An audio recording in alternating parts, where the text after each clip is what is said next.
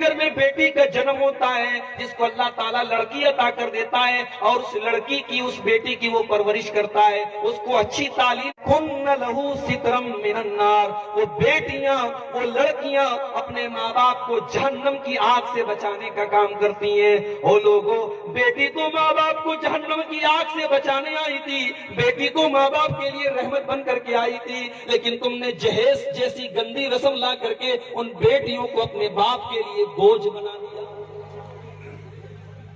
بیٹی تو بوجھ بن گئی، اور اتنا بڑا بوجھ بن گئی کہ آج ہماری ایک بہن عائشہ بانو نام کی وہ لڑکی اسی جہیز کی لعنت کی وجہ سے عاجز آ کر کے اس نے سابرمتی ندی میں کود کر کے جان دے دی، اس نے خودکشی کر لی، سوسائڈ کر لیا، آتم ہتیا کر لی۔ میں یہ نہیں کہتا اس نے صحیح کیا، اس نے بہت غلط کام کیا، اس نے گناہ کا کام کیا، مگر میرے پیارے بھائیوں، ہمیں اور آپ کو اس پر بھی غور کرنا پڑے گا کہ عائشہ بانو نے یہ قدم کیوں اٹھایا۔ اس کے پیچھے کہیں نہ کہیں جہیز بھی بہت بڑی وجہ ہے، اس جہیز کی گندی رسم بھی بہت بڑی وجہ ہے۔ اور مجھے بڑی خوشی ہے کہ آج اس مجمع میں، اس پروگرام میں ایک بڑی تعداد میں ہمارے سلفی بھائی بھی موجود ہیں، اہل حدیث بھائی بھی موجود ہیں۔ بڑی اچھی بات ہے، ہمارا منہج ہے قرآن و سنت، ہمارا طریقہ قرآن و سنت والا ہے۔ ہم نماز پڑھتے ہیں، ہم کوشش کرتے ہیں نبی اکرم کے طریقے پر ہماری نماز ہو، ہم زندگی کے سارے مسائل میں اتباع سنت کی بات کرتے ہیں، اور جب شادی بیاہ کی بات آتی ہے تو ہم رسم و رواج کی بات کرتے ہیں۔ ہم شادی بیاہ میں قرآن حدیث کو چھوڑ کے رسم و رواج کی پیروی کرتے ہیں۔ ہم کیسے اہل حدیث ہیں میرے بھائی؟ ہماری اتباع سنت کا جذبہ کہاں گیا اور قرآن و حدیث پہ چلنے کا دعویٰ کہاں گیا؟ اگر ہم جہیز لیتے ہیں اور بارات لے کے جاتے ہیں اور ان شادی کے ان رسم و رواج کو ہم نبھاتے ہیں تو پھر ہمیں اپنے دعوے پر پھر سے غور کرنے کی ضرورت ہے۔ ہمارا اتباع سنت پر دعویٰ کرنا، اتباع سنت کا دعویٰ کرنا ہمارا پھر غلط مانا جائے گا۔ اصلاح معاشرہ ایسے نہیں ہوگی میرے بھائی، ہمیں سب سے پہلے اپنی اور اپنے گھر والوں کی اصلاح کرنا ہے۔ اپنے گھر کی عورتوں کو دیندار بناؤ، دیندار عورت کو گھر والی بناؤ۔ نبی اکرم فرماتے ہیں تنکح المرأۃ لاربعین، جب ایک عورت کی شادی ہوتی ہے تو 4 چیزیں لڑکی کے اندر دیکھی جاتی ہیں، لمالہا ولحسبہا ولجمالہا ولدینہا۔ عورت کا مال بھی دیکھا جاتا ہے، خاندان بھی دیکھا جاتا ہے، خوبصورتی بھی دیکھی جاتی ہے اور دینداری بھی دیکھی جاتی ہے۔ فاظفر بذات الدین، نبی اکرم نے فرمایا کہ او لوگو تم دیندار عورت کو اپنے گھر میں بیوی بنا کر کے لے آؤ، کامیاب ہو جاؤ۔ میں آ رہا تھا آپ کے یہاں، مجھ سے کسی نے کہا مولوی صاحب بے پردگی پر بھی بولیے گا، بہت بے پردگی ہے ہمارے علاقے۔ میری پیاری ماں بہنوں، یہ جسم آپ کو اللہ تعالیٰ نے جو دیا ہے، یہ جسم کسی کی امانت ہے، اس جسم کو کسی غیر مرد کے سامنے ظاہر کرنے کی آپ کو اجازت نہیں ہے۔ آپ کو گھر کے باہر بے پردہ نکلنے کی اجازت نہیں ہے۔ آپ جلسے میں جائیں، تقریر میں جائیں، یہاں تک کہ نماز کے لیے جائیں، وہاں پر بھی آپ کو بے پردہ جانے کی اجازت نہیں ہے۔ اللہ کے پیارے نبی یہاں تک فرماتے ہیں اگر کوئی عورت مسجد میں آ کر کے نماز پڑھتی ہے لیکن خوشبو لگا کر کے مسجد میں آتی ہے، اللہ کے پیارے نبی فرماتے ہیں اس کی نماز اللہ تعالیٰ کے قبول نہیں کی جاتی۔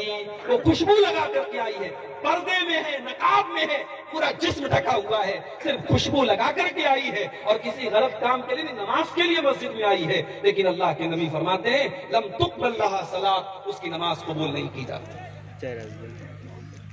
میری پیاری ماں بہنوں، یہ پردہ کوئی آپ کے لیے پابندی نہیں ہے، یہ پردہ آپ کے لیے کوئی بوجھ نہیں ہے، یہ پردہ تو آپ کو سیکیورٹی دیتا ہے، یہ پردہ تو آپ کو عزت دیتا ہے۔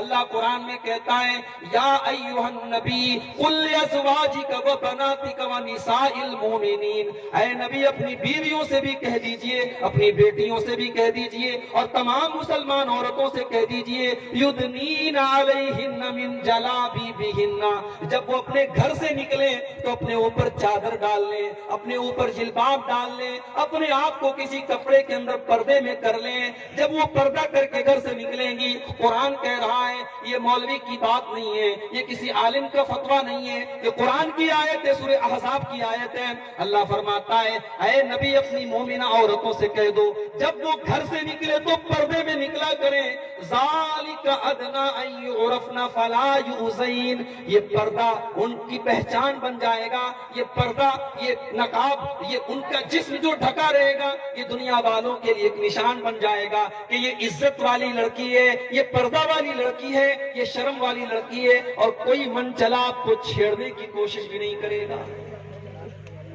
یہ پردہ آپ کو پروٹیکشن دیتا ہے۔ 1000 روپے کا موبائل ہوتا ہے تم جیسے تیسے رکھ لیتے ہیں، لیکن 50,000 کا آئی فون ہوتا ہے ہم اس پر اسکرین گارڈ لگواتے ہیں، بہترین کور لگواتے ہیں، اس کے بعد پاکٹ میں بھی رکھتے ہیں تو سنبھال کے رکھتے ہیں کہیں دب نہ جائے، کہیں ٹوٹ نہ جائے۔ کیوں؟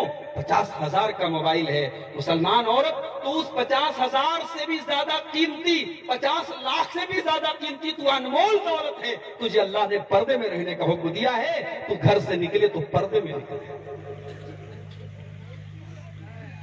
اور اتنا ہی نہیں، قرآن تو یہاں تک کہتا ہے کہ جب عورت چلے زمین پہ اور اس کے پاؤں میں پائل بھی ہو تو قرآن کہتا ہے کہ وَلَا يَضْرِبْنَ بِأَرْجُلِهِنَّ لِيُعْلَمَ مَا يُخْفِينَ مِنْ زِينَتِهِنَّ۔ اے مسلمان عورتوں، جب تم پائل پہن کر کے زمین پہ چلو تو دھیرے دھیرے چلو، حالانکہ تم گھر میں چل رہی ہو، لیکن اگر تم زور زور سے زمین پہ پیر مارو گی تو تمہارے پائل کی جھنکار غیر مردوں کے کانوں تک پہنچے گی، اور اللہ تعالیٰ کو یہ بات گوارا نہیں ہے، اللہ کو یہ بات پسند نہیں ہے کہ مسلمان عورت کے پائل کی جھنکار بھی غیر مردوں تک پہنچے۔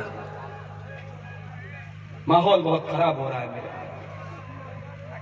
ایک مسلمان عورت آج شرم و حیا جو اس کا سب سے بڑا گہنا تھا، آج وہ گہنا ختم ہو رہا ہے، اور افسوس کی بات یہ ہے اب گاؤں اور دیہات میں بھی ایسے کپڑے پہنے جا رہے ہیں کہ جن کپڑوں کو دیکھ کر کے ایک عزتدار آدمی کی شرم سے نگاہیں جھک جائیں۔ ایک عورت کے بدن کی وہ تمام چیزیں جو چھپی رہنی چاہیے آج وہ ظاہر کی جا رہی ہیں۔ آج بے پردگی کو فیشن کا نام دے دیا گیا، بے حیائی کو فیشن کا نام دے دیا گیا۔ اب چھوٹے چھوٹے قصبوں اور دیہاتوں میں بھی لڑکیوں کے ہاتھ میں موبائل آ گیا، اب سیلفی لینے کا شوق پیدا ہو گیا، اب واٹس ایپ اور فیس بک پر فوٹو ڈالنے کا دور آ گیا۔ اب گاؤں دیہات کی بھی مسلمان لڑکیاں اپنے ویڈیو اور فوٹو بنا بنا کر کے اپنے اسٹیٹس پہ ڈال رہی ہیں، اپنے انسٹاگرام پہ ڈال رہی ہیں۔ یاد رکھو میرے بھائیوں، میری پیاری ماں بہنوں، اگر آپ نے اپنے جسم کی نمائش کی ہے، اگر آپ نے اپنے جسم کو دنیا کے سامنے ظاہر کیا ہے تو قرآن کی اس آیت کو بھی اپنے سامنے رکھنا۔ اللہ فرماتا ہے ان الذین یحبون ان تشیع الفاحشۃ فی الذین آمنوا لہم عذاب علیم فی الدنیا والآخرہ۔ جو لوگ مسلمانوں کے درمیان بے حیائی کو پھیلانا چاہتے ہیں، بے پردگی کو پھیلانا چاہتے ہیں، ان کو آخرت میں تو عذاب ملے گا ہی ملے گا، دنیا میں بھی دردناک عذاب ملے گا۔ بڑی محنت ہو رہی ہے آج چہرے کے اوپر۔ لڑکیاں تو لڑکیاں ہیں بھائی صاحب، لڑکے بھی آج کل فیس واش کے بغیر منہ نہیں دھوتے ہیں۔ سیلون میں بال بنوانے جاتے ہیں تو کہتے ہیں کہ میرا بال ویسا بنوا دو جیسا سلمان خان کا بال۔ کچھ بیچارے تو جا کے کہتے ہیں کہ آدھا بال رہنے دو، آدھا مجھے ٹکلا بنا۔ چہرے پر اتنی محنت کر رہے ہو، بال کو طرح طرح کی شکلیں دے رہے ہو، بندر کی طرح، بھالو کی طرح تم بال رکھ رہے ہو۔ میری بہنوں، تم میرر کے سامنے، آئینے کے سامنے بیٹھ جاتی ہو تو ایک ایک گھنٹے تم میک اپ کرتی ہو، اچھی خاصی آنکھیں، اس آنکھوں کو تم بلو بنا لیتی ہو، پیلا بنا لیتی ہو، لال بنا لیتی ہو، پلکوں کی کو سنوار لیتی ہو، چہرے پر نہ جانے کتنے قسم کی کریمیں لگا لیتی ہو۔ آج کل تو یہ سب جو دکانیں کھول کے بیٹھے ہیں بیوٹی پارلر والے، یہ تو بالکل کالی کلوٹی عورت بھی جاتی ہے تو اتنا پلاسٹر کرتے ہیں اور اتنا اس پہ رنگ روغن چڑھاتے ہیں وہ بیچاری ہیروئن بن کے باہر نکلتی ہے۔ اتنی محنت ہو رہی ہے چہرے کے اوپر۔ لیکن میرے پیارے بھائیوں، میری پیاری بہنوں، یاد رکھو یہ خوبصورت چہرے اگر تم نے اللہ تعالیٰ کو راضی نہ کیا تو جہنم کی آگ میں جھلسا دیے جائیں گے. اس لیے کہ اللہ تعالیٰ تمہارے چہروں کو نہیں دیکھتا ہے, اللہ تعالیٰ تمہاری اسمارٹنس نہیں دیکھتا ہے, اللہ تعالیٰ تمہاری خوبصورتی نہیں دیکھتا ہے. اللہ کے نبی فرماتے ہیں ان اللہ لا ينظر الى صورکم واجسامکم, اللہ تعالیٰ تمہارے چہرے نہیں دیکھتا, اللہ تعالیٰ تمہارے شریر نہیں دیکھتا, ولکن ينظر الى قلوبکم واعمالکم, اللہ تعالیٰ تو تمہارے دلوں کو دیکھتا ہے, تمہارے دل کتنے پاک صاف ہیں, تمہارے دل میں اللہ کا کتنا ڈر ہے, تمہارے دل کے اندر کتنا ایمان ہے. اللہ تعالیٰ تو تمہارے دلوں کو دیکھتا ہے, اللہ تعالیٰ تو تمہارے عمل دیکھتا ہے. نبی اکرم کے پاس ایک عورت آئی, کالی کلوٹی عورت ہے, خوبصورت نہیں ہے, کالی کلوٹی عورت ہے. آ کر کے کہتی ہے اللہ کے نبی مجھے مرگی کا دورہ آتا ہے, اور جب یہ دورہ مجھے آتا ہے میں بے ہوش ہو جاتی ہوں, اور جب یہ دورہ مجھے آتا ہے تو اے اللہ کے نبی میرا سطر کھل جاتا ہے, میری شرمگاہ کھل جاتی ہے. اے اللہ کے نبی میرے حق میں دعا کر دیجئے, اللہ تعالیٰ یہ بیماری دور کر دے, یہ مجھ سے برداشت نہیں ہوتی. بہت غور سے سننا, اپنے چہروں پر پلاسٹر کرنے والی میری بہنوں اور فیس واش سے اپنا منہ دھونے والے میرے نوجوانوں, اس واقعے کو بہت غور سے سننا. کالی کلوٹی عورت ہے, نبی اکرم سے دعا کرانے آئی ہے اور کہہ رہی ہے اللہ کے نبی مجھے مرگی کا دورہ آتا ہے, میں بے ہوش ہو جاتی ہوں, میرا سطر کھل جاتا ہے, آپ دعا کر دیجئے بیماری دور ہو جائے. نبی اکرم فرماتے ہیں ان شئتی اگر تم چاہتی ہو میں دعا کر دوں گا تمہاری بیماری ٹھیک ہو جائے گی. وَإِن شِئْتِ صَبَرْتِ, لیکن اگر تم صبر کرو اور اس بیماری پر برداشت کر لو, اس بیماری پر صبر کر لو, فَلَكِ الْجَنَّةُ, تمہیں گارنٹی دیتا ہوں تم کو جنت دے گی. اب اس عورت کے سامنے دو راستے ہیں, اتنی خطرناک بیماری ہے, لیکن نبی دعا کر دیں گے بیماری ختم ہو جائے گی. لیکن اگر بیماری کو برداشت کر رہی تھی تو نبی کہہ رہے جنت ملے گی. اس عورت نے غور کیا, سوچا یہ سودا مہنگا نہیں ہے, کہتی اے اللہ کے نبی اگر اس بیماری کو برداشت کرنے پر مجھے جنت مل رہی ہے, میں جنت پانے کے لیے بیماری برداشت کرنے کو تیار ہوں. اے اللہ کے نبی میں صبر کر لوں گی, میں برداشت کر لوں گی, مجھے آپ مت دعا کیجئے میرے, مگر ایک چھوٹی سی ریکویسٹ ہے. اے اللہ کے نبی جب یہ دورہ میرے اوپر آتا ہے میرا سطر کھل جاتا ہے, میرا جسم کھل جاتا ہے, غیر مردوں کی نگاہیں میرے جسم پر پڑ جاتی ہیں. اے اللہ کے رسول بیماری برداشت ہے, دورہ تو برداشت ہے, تکلیف تو برداشت ہے, بے پردگی برداشت نہیں ہے, بے حیائی برداشت نہیں ہے, میرے جسم کے اوپر کسی غیر کی نظر پڑے یہ برداشت نہیں ہے. اے اللہ کے نبی آپ بیماری کے حق میں دعا نہ کریں, لیکن اتنی دعا کر دیں کہ اللہ تعالیٰ جب یہ دورہ میرے اوپر آئے تو میرے جسم کی نمائش نہ ہو, میرا جسم نہ کھلے, میرا سطر نہ کھلے. نبی اکرم نے دعا کر دی, عورت وہاں سے چلی گئی. صحابہ کہتے ہیں کسی کو جنتی عورت دیکھنا ہو تو اس عورت کو دیکھ لو, خوبصورت نہیں ہے, جنتی ہے, کیونکہ دل کے اندر حیا ہے, دل کے اندر شرم ہے, دل کے اندر غیرت ہے, دل کے اندر اللہ کا ڈر ہے. آج ہمارے چہرے بڑے خوبصورت ہیں, ہمارے بال بڑے خوبصورت ہیں, ہمارا کپڑا بہت خوبصورت ہے, مگر دلوں کے اندر اللہ کا خوف نہیں ہے, دلوں کے اندر دنیا کی محبت ہے, دل کے اندر حسد ہے, دل کے اندر حرص ہے, دل کے اندر لالچ ہے, دل کے اندر دنیا بھر کی گندگی. حضرت بلال کو دیکھو, یہ کوئی ہینڈسم اور اسمارٹ تو نہیں تھے, کالے کلوٹے حبشہ کے رہنے والے تھے. نبی اکرم پر ایمان لائے, ان کے مالک نے ان کو جانوروں کی طرح ستانا شروع کیا. عرب کی تپتی ہوئی ریت پر بلال کو لٹا دیتا اور بلال کے سینے پر ایک گرم پتھر بھی رکھ دیتا اور اپنے پیر سے بلال کو دبا کر کے کہتا کہ اے بلال اس تپتی ہوئی ریت پر تیرا سینہ, تیرے سینے کی چربیاں جھلس رہی ہیں اور پگھل رہی ہیں. اے بلال یہ تکلیف اور یہ ٹارچر میں تجھے دینا بند کر دوں گا، بس ایک بار تو زبان سے یہ اقرار کر لے محمد کا دین جھوٹا ہے اور محمد جو دین لے کر کے آئے وہ غلط ہے، اور جن 360 بتوں کی ہم عبادت کرتے ہیں وہ صحیح ہے. تو اسلام کو چھوڑ دے بلال، ہم تجھے ستانا چھوڑ دیں گے. او لوگوں، بلال کا چہرہ خوبصورت نہیں ہے، بلال ہینڈسم اور اسمارٹ تو نہیں ہے، مگر بلال کے سینے میں جو دھڑکنے والا دل ہے، اس دل کے اندر اللہ کا کتنا ڈر ہے، اس دل کے اندر اللہ کی کتنی محبت ہے، اس دل کے اندر کتنی توحید ہے.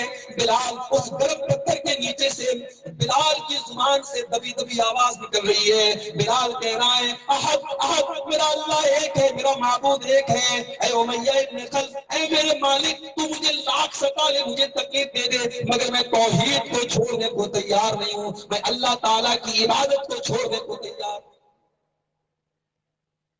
دل پر محنت کرو میرے بھائی، دل کو صاف کرو، دل میں اللہ کا ڈر پیدا کرو.